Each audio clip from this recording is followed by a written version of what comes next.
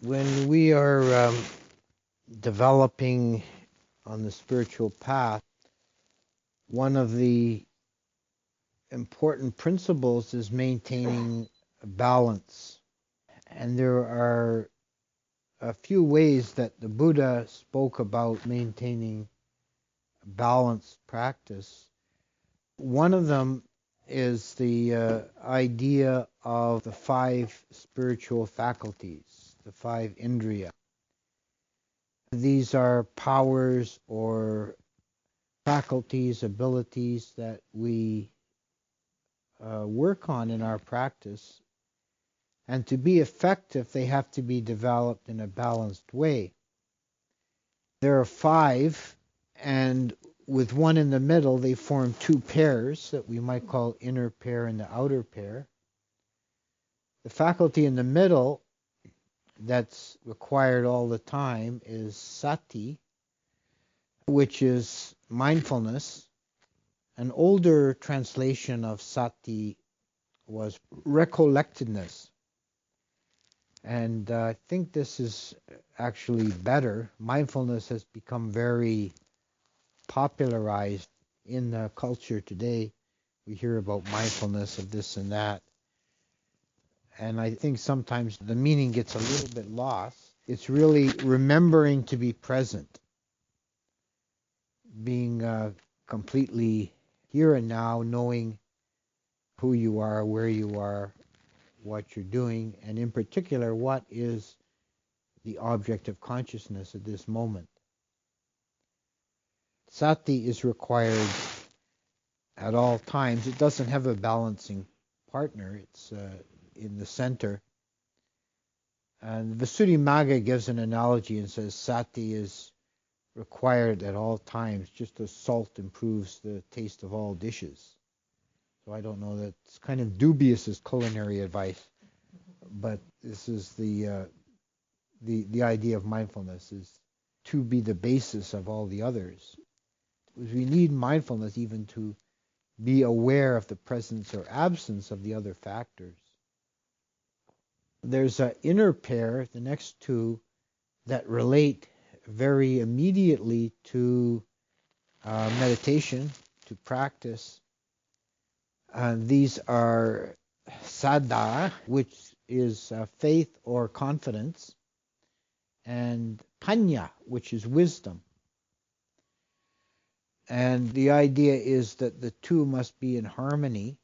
If they're out of harmony, if we have too much of one or the other, then it's not balanced, our practice goes wrong.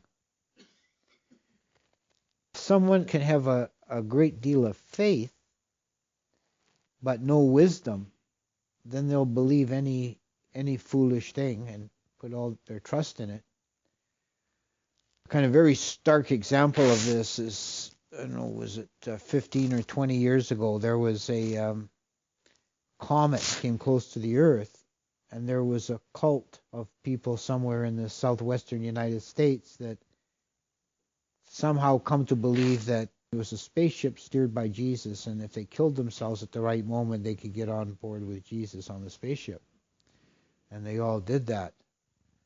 No one could fault those people for a lack of faith. They had plenty of faith in this harebrained notion, but there's no discriminating wisdom at all. Discriminating wisdom by itself, without counterbalance of faith, leads to the kind of a mind that's cold and dry and highly cynical and skeptical. And it's said that this is a kind of cunning, and it's as hard to cure as a disease caused by medicine. As people who are too clever for their own good. But when faith and wisdom are balanced, then we can use our discriminating wisdom to discern what makes sense, what's good, what's for our benefit. And then we can put our faith in that and practice in that way. And the strongest faith is the faith that's based on experience. An initial leap of faith is required even to begin to practice. But it doesn't carry you very far on its own. You gradually gain confidence in the way as you proceed, and you see results. And you use discriminating wisdom to judge, what makes sense, what is helpful, what is wholesome. So these are faith and discriminating wisdom. The other pair is the inner pair, is closer to immediate practice, is Samadhi and Wurya, which is the stability or unity of mind and the energetic factor. And this is very immediately related to meditation practice. Usually when people are trying to meditate and they're not doing well, they're not succeeding, they're finding it difficult, they're going off in one of two ways. There's a myriad of ways you can go off, but there are two general categories, two broad trends. One is falling into dullness, sleepiness, tiredness, boredom. And the other extreme is to be restless and agitated and jumpy and unable to keep still physically or mentally. These could be broadly categorized by the degree of energy, not enough energy or too much energy. And the counterbalancing factor to energy is samadhi. Samadhi is a difficult term to translate. It's usually, if you see it in English language literature about meditation, it's usually translated as concentration. I'm trying to avoid using that translation because I think it's misleading. It encourages people to force their mind onto the object. To concentrate means to make small, right? To restrict, to constrict.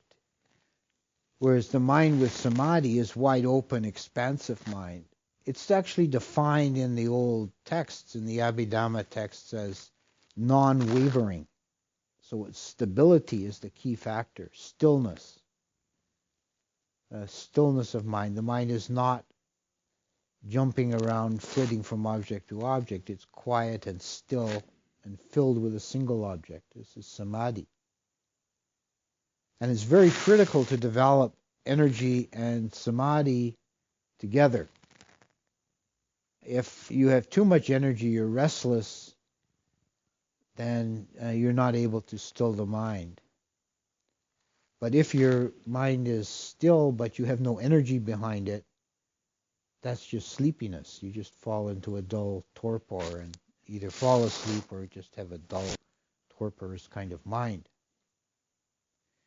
The proper balance is an energized mind that's quiet and still. And knowing how to use these two factors is a very integral part of skill in meditation. And we use that central factor of mindfulness to determine where we are, what we need, where we need to pull it up. If you're experiencing a lot of restlessness, then you need more samadhi. The energy's too high. So the proper cure is to sit very still, be very quiet. On the other hand, if the mind is dull and sleepy, that's not the time to try and develop more samadhi. It's time to energize in some way. Get up and do walking meditation, open the eyes.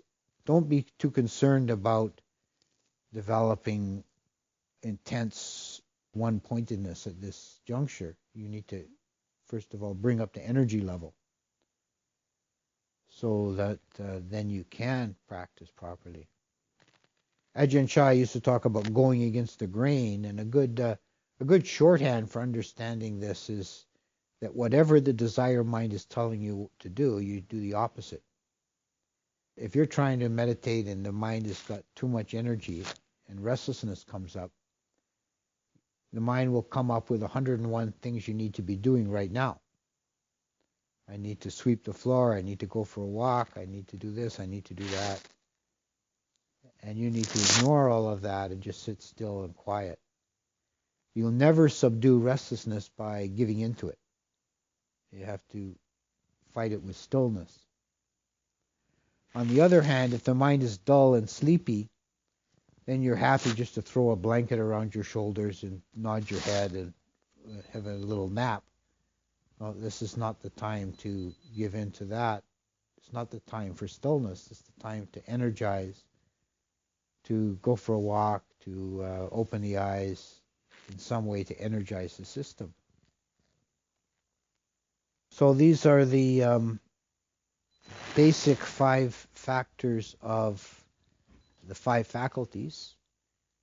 Mindfulness in the middle, the inner pair of Samadhi or concentration or stability and energy, Wurya, and the outer pair of faith and wisdom, meaning discriminating wisdom. And they have to be developed in balance. Think of changing your tire on your car, and you have to tighten the lug nuts, one here, one there. I'll bring them all in together. If you crank one lug nut down all the way, you're going to warp the hub of the tire, and it's going to be bad results. So you have to bring the factors up. It's not that there's any such thing as too much energy, for example, but if there's lots of energy with no concentration, then it's going to be bad results. So you need to bring them up together. And then if there's good samadhi and good energy, then you have good practice and you get results. So now I'll turn the floor over to my colleague Khemako, and he'll continue. So, here's a practical helper. If you hold up one hand, you have on 5 fingers. Yeah? If you hold up one hand like this, and go through the 5 fingers, and then here's the mnemonic. For excellent maturity, choose wisely. For excellent maturity, choose wisely. It's almost like eeny, meeny, miny, mo, right? But for is faith, excellent energy, M, maturity, mindfulness, choose, which is concentration, and then wisely, wisdom, right? So that's how you can remember it. For excellent maturity, choose wisely. And notice that the middle finger is the longest one, right? That's mindfulness. This is the chief of the 5 factors, or the 5 spiritual faculties. Not the chief. It's the one that doesn't require balancing. It's the one that you need the most of, you could say.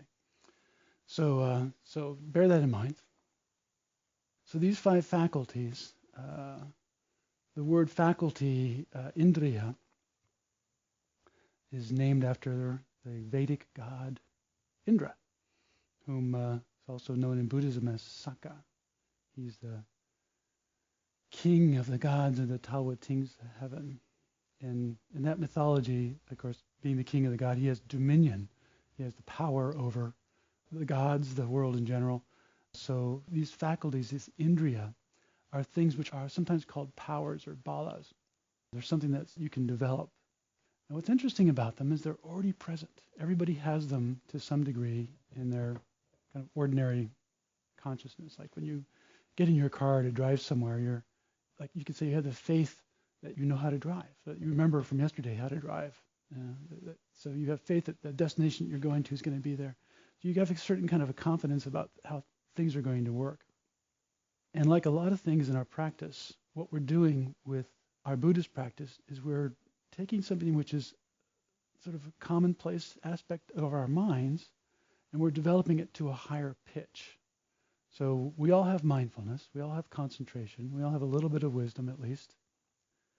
And so we consciously undertake to develop each one of these factors, which lead over time to flowering of wisdom, which is the final factor. In several suttas, the Buddha says that someone who develops these 5 spiritual faculties to their utmost perfection is an arahant, is a fully enlightened being. But someone whose development of those factors is weaker than that, well, that person is a non-returner, which is the next level of enlightenment down from an arahant. And someone whose faculties are weaker than that, they become a once-returner. And someone whose faculties are weaker than that, they're a stream enterer.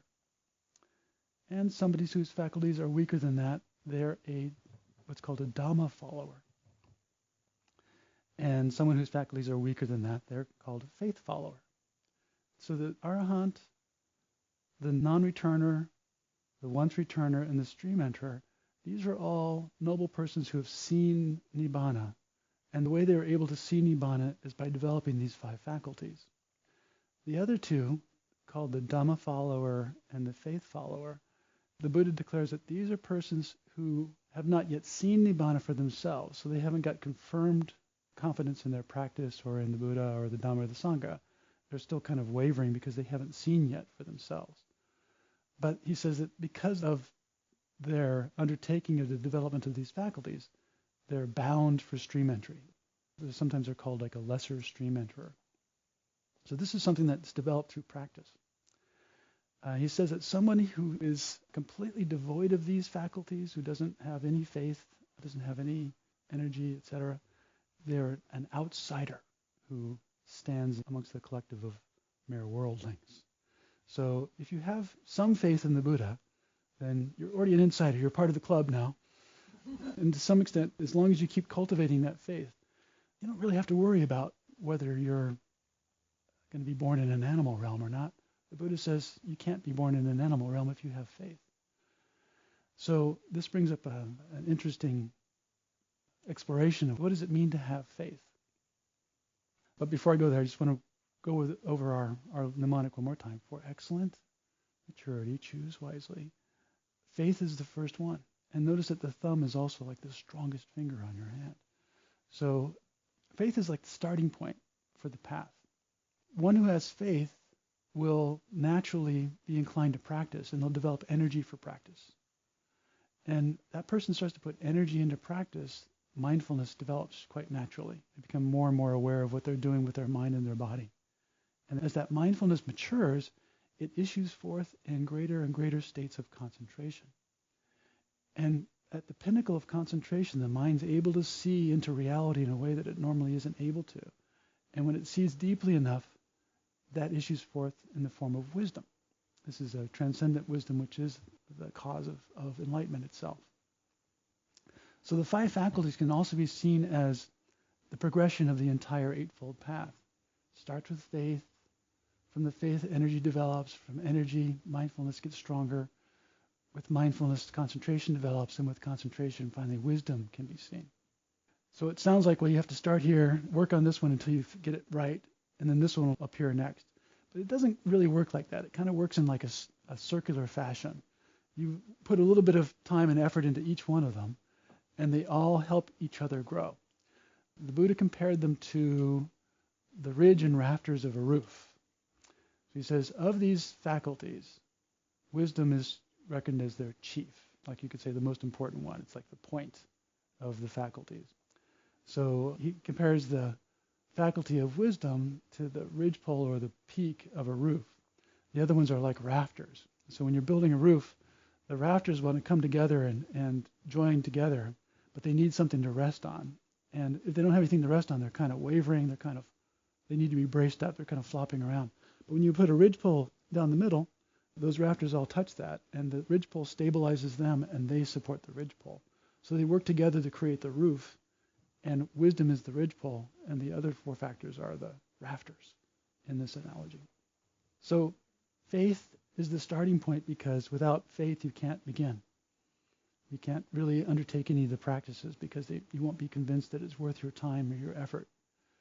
So everybody who's here, obviously listening to the talk, has some modicum of faith. Otherwise, you wouldn't be here. You'd be doing something else. There's 10,000 things you could do right now in Thunder Bay. So being here listening to the talk is quite optional, and so it takes faith to show up and put forth the effort that it takes to actually come to something like this. But the question might be like, well, faith in what? Usually it's defined as faith in the Buddha, the Dhamma, the Sangha. Faith in the Buddha means to, in your own mind, have the conviction that the Buddha himself was fully enlightened. There's a kind of a traditional recitation that we do at the beginning of most meditations. Iti biso bhagava arahang samma sambuddho vijja charana sampanno. So this is translated as, he is perfectly enlightened, he is impeccable in conduct and understanding, he's the knower of the worlds, he's the teacher of those who wish to be trained, he is teacher of gods and humans, he is awake, he is holy, the Buddha. So it's a kind of a profession of faith. The Dhamma is well expounded by the Blessed One. It's apparent here and now. It's timeless. It leads inward when it's followed. And it's able to be understood by each person, by each wise person for themselves. The Sangha are those noble disciples of the Buddha who have practiced well, who have practiced correctly, who have practiced the direct path in the right way. They're worthy of offerings, worthy of gifts, worthy of hospitality. They are an incomparable field of merit for the world. So these are kind of the traditional understandings of what it means to have faith. And each one of these is worthy of exploration because as a mere recitation, it can be kind of superficial. So you could sort of say that in order to really have faith, you have to cultivate faith. At some point, the teachings made enough sense to you that you thought you should explore it more and maybe try meditation and maybe come to a Dhamma talk. But to develop faith, it's important to actually put some effort in that direction, to try to understand the teachings more completely by, say, reading suttas, listening to Dhamma talks, having Dhamma discussions with friends, but most importantly, trying your own meditation practice.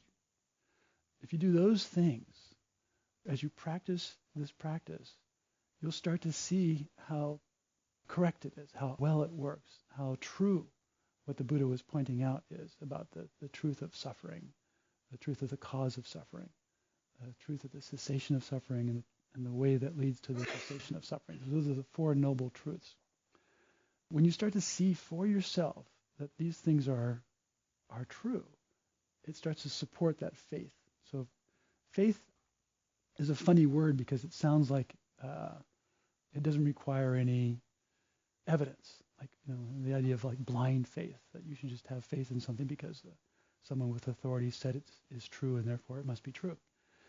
In this teaching, you have to take certain things on faith that you have not yet seen for yourself, but you're taking it on the confidence of your understanding so far.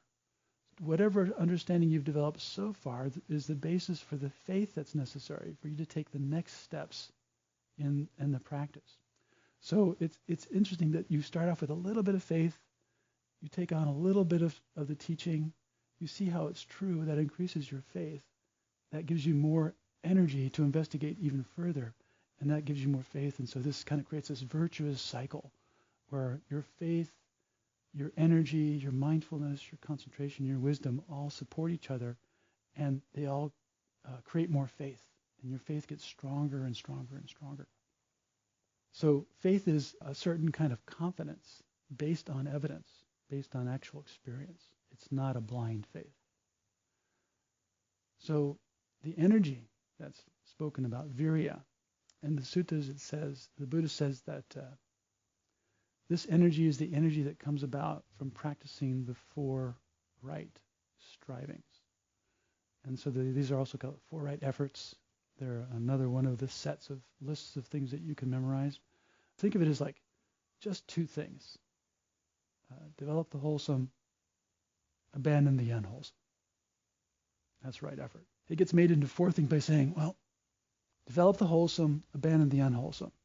You can make that into four things by saying, whatever wholesome states have already arisen, support those wholesome states. Whatever wholesome states have not yet arisen, bring about those wholesome states. So it's both developing and sustaining wholesome states. And then whatever unwholesome states have arisen, abandon those unwholesome states. And whatever unwholesome states that have not yet arisen, but could arise, suppress those. Right? So the four right efforts are basically developing and sustaining the wholesome and abandoning and suppressing the unwholesome. So if you do those two things, wholesome keeps getting stronger and stronger, unwholesome keeps getting weaker and weaker. That's right effort. When you undertake right effort, a certain kind of, you could say, spiritual energy becomes available to you. You start to have more and more interest in the practice. You start to see the benefits of it, because a wholesome mind, a mind which is occupied with wholesome dhammas, is a happy mind. And this is a practice of happiness. This is a practice that leads to ease, to peace, to contentment, to bliss, to tranquility. These are all good things that are worth pursuing. They're all wholesome things. So a mind that's pursuing these wholesome dhammas, cultivating the wholesome and abandoning the unwholesome, that mind will develop a kind of energy that's based on this happiness of wholesomeness. That energy is at your disposal.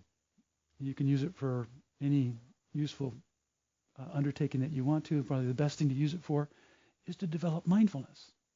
And mindfulness is the intentional directing of attention and remembering to keep doing that. You can say that's like a short version of what mindfulness is. You're intentionally directing your attention at something, like say the breath, or the sensations of walking when you're walking, or the posture of the body at any given moment, how your limbs are arranged. If your mindfulness is strong, you can start noticing the feeling of every moment of contact. You could notice the content of the mind, whether the mind is happy or sad, in a good mood or a bad mood, thinking about this or that. Being able to notice these things and see them arise and pass away, this is how mindfulness can be employed to develop the practice further. Mindfulness takes effort. Effort takes energy. Where do you get the energy? Well, that comes from right effort. And right effort only happens because you had faith. Right? So you can sort of see how these things kind of build on each other. Right? Finally, when mindfulness is strong, it's well developed, coming along nicely. So this can be just a half hour of sitting every day where you're seeing that you're able to put your mind on an object and have it stay there fairly consistently. And when it starts to wander off, you immediately recognize that the mind's wandering off, and you remember to come back, and then you actually do come back to the object. When you're able to do those things consistently, and mindfulness is getting stronger. This is another aspect of cultivation. So you always start with where you are, whether it's faith, energy, mindfulness, concentration, or wisdom. You start where you are, and then you sort of push the edge of the envelope a little bit. You try to go a little further. You see what's just within reach. What can I like yesterday I couldn't quite stay in the breath for 5 minutes, but maybe today I can do it for 5 minutes, right? So you're always kind of trying to lean into your practice and find what you can do to bring it along a little further. As you do this, you'll see how the strength that you develop in cultivating any one of these faculties lends you strength and you could say intrepidity, the ability to endure. It lends these things to you in every other aspect of your practice. When mindfulness develops, and this is especially true if you go on a meditation retreat or you take some significant time out of your normal routine and put more effort, like you spend an entire weekend developing meditation practice. When mindfulness comes to a certain degree of development, then quite naturally, without any particular effort, deeper states of concentration start appearing in the mind. So you put the mind on an object, and it stays on, not only does it stay in the object because you're intentionally trying to keep it there, but it starts to stay with the object because it's content, it's at peace, it's at ease. Other objects aren't coming in and trying to drag it away. And so this kind of collectedness is another word for concentration. Ajahn Punnadhammo just mentioned that concentration is not necessarily the best translation of the word samadhi, because it implies a kind of squeezing or a kind of grabbing a hold of and seizing onto. This is more like a kind of a gentle, like cupping your hand and allowing a drop of water just to stay in the palm of your hand, right? It doesn't take much effort to not dump it out, but only if you're not being pushed around by a whole bunch of other things. So this collectedness, this ability to comfortably and happily hold still mentally, is something that just develops as a result of this practice of developing mindfulness. Once mindfulness is developed and concentration starts to develop, concentration supports mindfulness. Mindfulness supports concentration. These two kind of form this virtuous pair that can go back and forth and feed into each other. And both of them, of course, are resting on the energy that you developed by attending to the wholesome and abandoning the unwholesome, which, of course, depended on the fact that you had faith in the first place to even try. And, of course, as you go up this kind of virtuous ladder and you start seeing these deeper states of concentration, your faith increases. It gives you even more energy to keep doing the practice. So as you're doing this, it's actually worth reflecting on how the spiritual faculties are doing. So if you've been consciously cultivating things and you notice that you're trying to develop mindfulness, but there's a lot of restlessness, it probably means that amount of energy or effort that you're putting in is a little too intense. As Ajahn Punnadhammo was just mentioning, there's two sets of the factors that need to be maintained in balance with each other. So faith has to be balanced with wisdom, and energy has to be balanced with concentration. So faith, wisdom, these two guys here, and then energy and concentration. They're all kind of pivoting on either side of mindfulness. Okay? So just remember, for excellent maturity, choose wisely. It's always important to reflect on how practice is going when you're doing practice. Sort of look into your own practice and see, am I restless? Am I bored? Am I obsessing about something? Am I not experiencing any happiness? Or am I experiencing happiness? Is my mind free of obsession with unwholesome dhammas? That kind of self-evaluation is how you lead yourself to what you need to do next. We all have to be our own teachers ultimately in this practice. It's important to have actual teachers to help us along the path. But in your own daily practice, in your own sitting practice, you have to be the one who judges like what's going right, what's not going right, and what kind of antidotes to try to bring to your practice. It's a little bit like developing say you're like an artist, and you're a painter, or you're an aspiring painter. You have to kind of develop your own style, how you do things. You have to understand your own inclinations, your own mind, and your own shortcomings, your own weaknesses, your own proclivities, your own strengths, and then use them accordingly. There isn't like a fixed, rigid formula that you can follow. It's almost like you have to discover what your mind really is, what it's really like, and then apply these understandings that you develop to that particular mind. It's always a custom job. There's no generic enlightenment. It's individual in every case. So as concentration develops, you're in a position to see more deeply into reality. And this is where we get to wisdom. It takes a little bit of wisdom to come to the practice in the first place. You can't be completely deluded and hear the Dhamma. The Dhamma only makes sense to people who've got some wisdom, some sort of native wisdom, you could say. Each one of these things is actually a conditioned Dhamma. It's something which has a cause. And faith is one of those ones that seems a little mysterious at first. There's a sutta in which the Buddha says, what is the cause and the condition for the arising of faith? Suffering. It's dukkha. Dukkha is the cause and the condition for the arising of faith. When someone has enough dukkha, they go on a search for a solution. And when they encounter a teaching which puts dukkha front and center as the key thing, it's the first truth of the Four Noble Truths, they recognize that. They recognize, this is what I'm looking for. That's kind of the initial arising of both faith and wisdom at the same time. Recognizing it for what it is. This is a teaching about dukkha and the end of dukkha, suffering and the end of suffering. And faith that because it puts suffering front and center, and because it's I don't know, so profoundly, clearly, comprehensively, coherently presented, that it's real, it's true. It's something worth pursuing. So right there, faith and wisdom are both arising in the mind of the person who's seeing it that way.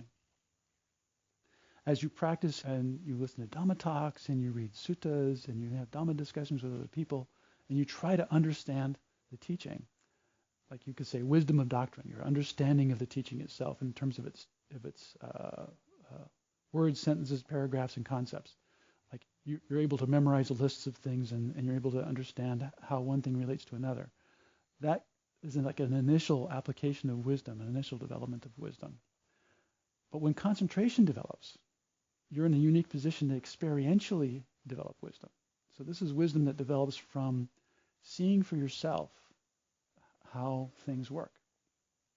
So meditation practice culminates in seeing the arising and ceasing of phenomenon, seeing anicca, dukkha, and anatta. These are the three characteristics of all conditioned phenomena. And that ultimately brings the mind to a point where it's able to let go of its obsessions with the khandhas, with the five aggregates of clinging. So this is the mind and the body. When the mind's able to let go of that, it's only because it has so much faith that this is the right direction. It's developed so much energy that it's able to sustain itself on that topic long enough to see deeply. It's developed so much mindfulness that it's able to constantly be aware of what's going on inside and not miss a thing. And it's developed so much concentration that it can point itself at something and stay with it long enough to penetrate it all the way through. So these prior four faculties issue forth in the fifth one of wisdom, where the mind finally sees Nibbana. When it sees Nibbana, then your faith is no longer a faith based on trust. It's a faith based on direct experience, a direct knowing. So at that point, one becomes a stream enterer. And the Buddha says of a stream enterer that a stream enterer has four, here's another list for you. A stream enterer has four factors. There's these four factors of a stream enterer. Factors might be better translated as characteristics. And the very first one is faith. The noble disciple who's entered the stream has what's called confirmed faith. So it's no longer something that you're sort of taking because it seems reasonable, it seems to work, it's going in the right direction, etc. You've seen for yourself. So it's no longer, in a way, it's no longer really faith. It's more like knowledge. You know that the Buddha was fully enlightened. You know that the Dhamma is well expounded and that it leads inward and that it is timeless and it is to be seen by the wise. You know that the Sangha of enlightened disciples saw the same thing that you saw and that they're all on the same track as you are and that you're practicing in the right way. The stream enterer has this faith that is his number one characteristic, and that's a confirmed faith that's completely beyond any kind of wavering or doubt. And so that's also said the dropping away of one of the fetters. A stream enterer has fetters the fetters that bind beings to the wheel of samsara. And one of the most important fetters is doubt. The doubt that this is going to work, the doubt that I can do it, the doubt, maybe even the doubt that did the Buddha really teach this, or did he really know what he was talking about, or has anybody actually ever been enlightened, or are they just fooling themselves? Any kind of doubts like that are only possible if you haven't seen for yourself. Once you see for yourself, then doubt goes away. So the opposite of doubt is this confirmed faith. The other three factors of a stream enterer are virtue, generosity, and wisdom. And of course, wisdom is another one of the five spiritual faculties. It's one of the things that I really love about the Dhamma. You see this over and over again when you study it. The various factors and faculties and qualities and characteristics, they all kind of interpenetrate each other. You keep running across variations of like mindfulness in the list of the 37 aids to enlightenment. You keep seeing different variations on the idea of energy. And you keep seeing how faith and wisdom are constantly reappearing in different lists in different ways. So there's this you could say a coherence a multifaceted singularity, unity of the Dhamma that you start to develop a taste for as you progress in the practice. There's a really beautiful sutta in the Samyutta Nikaya where Sariputta, who's the Buddha's chief disciple, gives a discourse on the five spiritual faculties and marvels at how they relate to each other, how coherent they are with each other, how much they support each other, how, in a certain sense, they're almost like just five aspects of the same exact thing, which is the seeing into the nature of reality, seeing into the Dhamma. So that's kind of an overview, if you will, of the for excellent maturity, choose wisely, for the five spiritual faculties. A way to bear it in mind. It's a tool to use to evaluate your own practice, how things are going for you. It's a summary of the entire path. Starts with faith, develops energy, depends on mindfulness, flowers in concentration, and results in wisdom. Right? So that five spiritual faculties is like a really good, well, that's one of my favorite lists, a really good list to memorize and have at the tip of your cognitive faculty so that you can bring it up anytime that you're thinking about Dhamma and want a starting point for an exploration. Any one of them can be taken up. I'd say that for Westerners in general, faith is a really important one. Right? That's probably the key one. That's, for me at least, that's been extremely helpful to actually put effort into developing faith and seeing the benefits of it.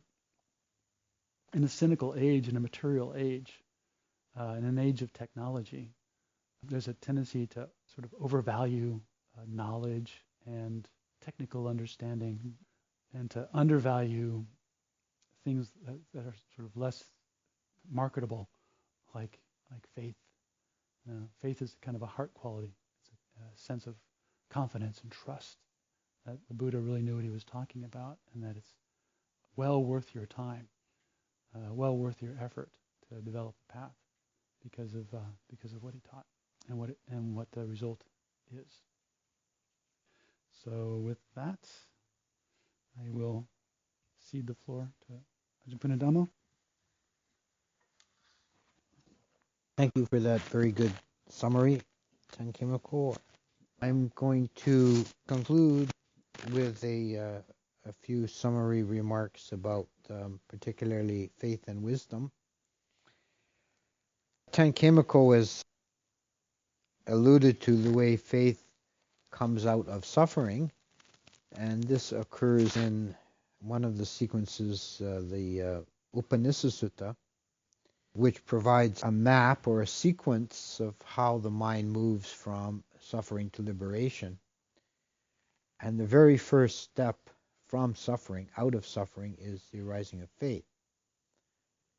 And I think this has a couple of aspects to it.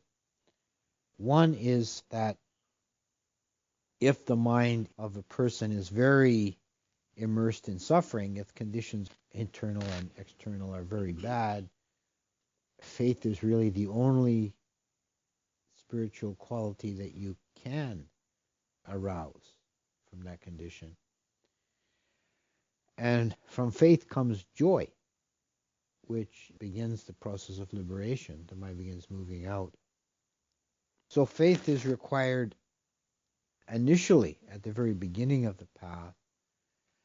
It's also required at the critical juncture towards the realization of the goal. For one who has not yet realized nibbana directly, has not seen or glimpsed the unconditioned, it remains a mystery, and it can be daunting or frightening. And the mind is being asked essentially to walk over the edge of a cliff into the abyss. This is a very old and important spiritual crux, a dilemma, and it requires a certain fearlessness, a courage in the mind to just go forward. And faith can provide that. Without faith, there's no possibility of making that critical step, and the mind will keep retreating back to the illusory comforts of what's known here. The Buddha often in his teachings used the imagery of crossing over a body of water, the near shore and the far shore. And when we're crossing over to the far shore, if you can imagine in ancient times going in a rickety little reed boat across the Andaman Sea or the Arabian Gulf, or some large body of water, there'd be some point in which you lose sight of the land, and you have to have confidence that there's something on the other side. Experienced mariners would know from previous voyages that there's another land on the other side. A new sailor might be afraid and frightened and unable to leave the sight of the near shore. Now this is like the practicing the Dhamma. The near shore is what we know is this samsaric conditioned reality.